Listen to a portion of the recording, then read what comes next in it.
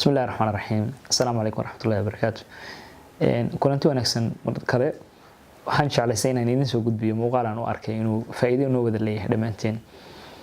asxaab badan oo runtii waqti hore soo kay dambeysay baan markaan is aragno bay qaarkood waxay weydiiyaan su'aal oranaysa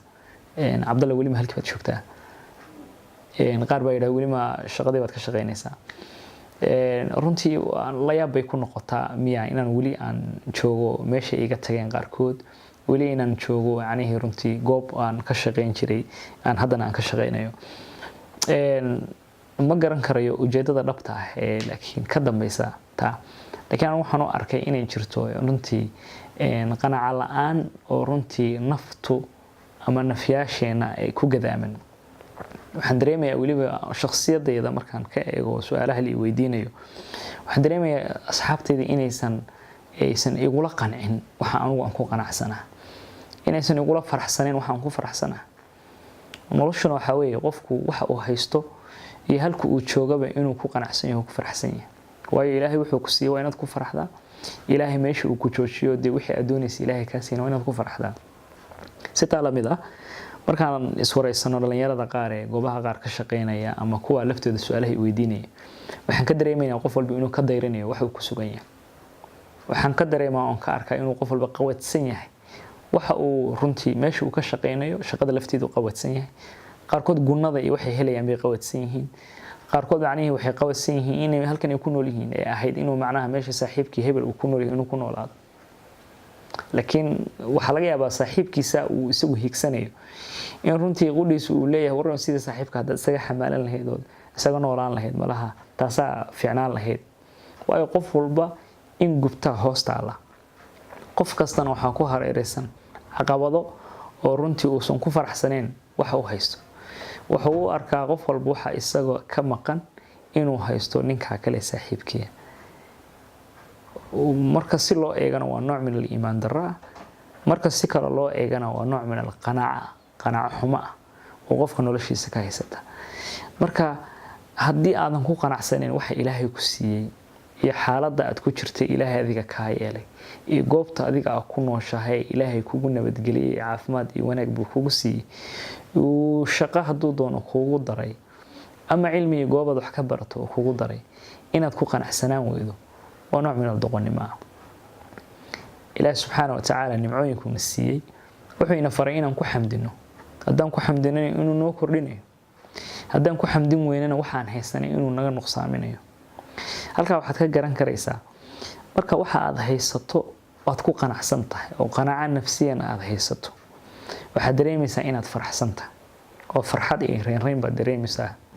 hadaad farxad heshana waxaad ku noolaanaysaa nolol wanaagsan oo aad u qurux badan kadibna waxa dareemaysaa inaad waxaan Ilaahay ku siiyay oo ku faraxdo ku qanacdo isagana aad ku raali geliso ku xamdi naqdi taa ayaa waxay ku kalifaysaa inaad hesho nolol dheelitiran oo wanaagsan oo adiga sharaf ku leh waayo noloshu uu hebel ku nool yahay ama qofka kale asaaga uu ku nool yahay adigu mid yacni hadii aad ku noolaan lahayd mid ku qancin lahayd ma ahaateen sida hadaba aad u hufeysataada isagu qofka kalena waxa laga yaabaa inuu yacni tuu haysto uu hiifayo yacni uu heelan yahay inuu helo oo runtii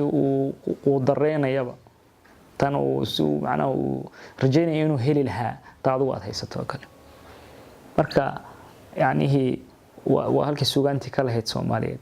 naftu doqonsana damac waalana waxay doontaa bari kugu diri oka dantu ka adaga marka naftu waa doqon waxay doontaa waxaysan heli kareen hadii sifo wanaagsan waxa aad haysato waxa aad raadinaysid ilaa naftu damac kama dhamaade aad ku raadisid yani wada wanaagsan oo si xalaal aad ku raadisid dadaalkeediina aad la timaadid waa hubaal inaad gaadhaysitaa oo hadii waxa khayr ay kugu jiraan oo Ilaahayna uu ku waafajiyo laakiin se waxa aad adigu aad haysata hadii aad ku qanci weydood wax ka yacni aadan haynin oo gacmaha kugu jirin ba aad raadisid tii kuma qanci doontid waxa kale markaad hesho wax walba waxay ka bilowdaan waxa markaa gacmaha kugu jiro Soomaalida ma oranay biro guntaada ku jiro ku geetaaro lama daadsho wax walba suugaanteeni baa lagu dhameeyay oo horaan loogu sheegay oo de waa qaacidadii runtii ee diiniyan oo Ilaahay sunkiisa ay kamid yihiin in waxa adiga lagu siiyo qofka kalena wax la siiyo adigu waxaadan haysanin in qofka la siiyo qofka wuxuusan haysanin in adigu lagu siiyo waxa tusaale kugu filan inaad caafimaad qabto mid xanuunsan oo jiro mid fakhri inuu jiro mid hantiilan inuu jiro qof meel uu seexda haysta iyo qof aan haysan qof shaqo haysta iyo qof aan shaqaysan oo inta baaga mudan oo maalin kasta shaqada adigu aad qabatsan tahay isagu raadinayo soo nasiib darro ma in adiga lagu fadilo Ilaahay ku siiyay wax sharafna ku ah wanaagna ku ah ee ahayd in aad ku farxdo ku macnaheedu qanaacdo halka de qofka kale macnaheedu aan la siinin oo inta raadinayo waa nasiib darro marka waxaan boorin lahaa oo runtii aan ku soo gabagabeyn lahaa muuqaalkaygan in wax kasto Ilaahay ku siiyo aad ku qanaacdo in aad ku faraxdo haddii aad qanaacdo waad farxaysaa oo noloshaada waxay noqonaysaa mid farxad ay buuxisay haddii labada laga helo waxa hubaala inaad xasuusanayso rabbigii ku siiyay intaaba muhiimadda ugu weyn waxa weeye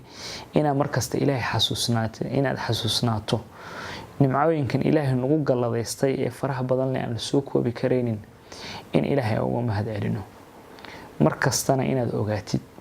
waxa Ilaahay kuu qadaray mooyaane inaad wax kale aadan helaynin si kasto inuu raadinaba ugu dambeyntii